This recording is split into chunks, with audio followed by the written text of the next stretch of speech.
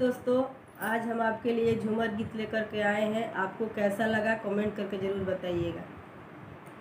नैहर नगरी राजा बड़ा निक लागे, नैहर नगरी राजा बड़ा निक लागे, बड़ा निक लागे हो बड़ा निक लागे, बड़ा निक लागे हो बड़ा निक लागे।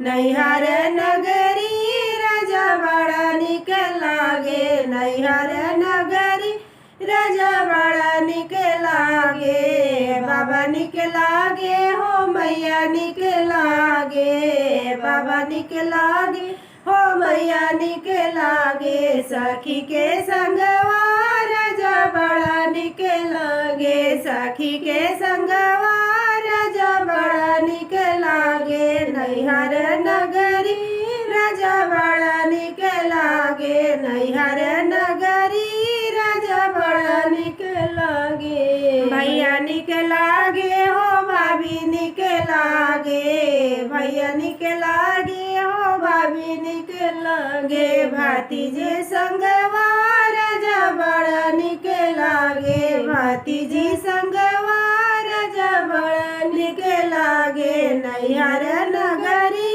राजा बड़ा निक लागे, नैहर नगरी राजा बड़ा निक लागे। बाग बगीचा हो घनी फुलवरिया, बाग बगीचा हो घनी फुलवरिया।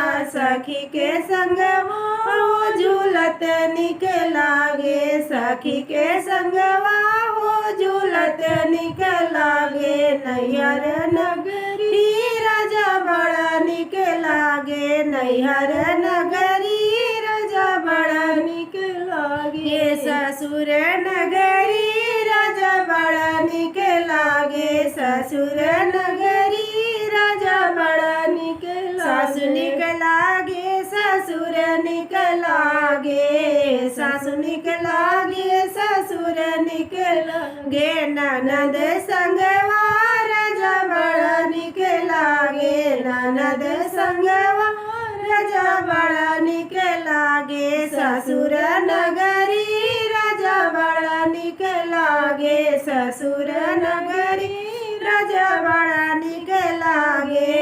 देवर निक लागे बालम निक लागे, देवर निक लागे बालम निक लागे। जेठानी संगवा राजा बड़ा निक लागे, जेठानी संगवा राजा बड़ा निक लागे। ससुर नगरी राजा बड़ा निक लागे, ससुर नगरी राजा बड़ा निक लागे, ससुर नगरी।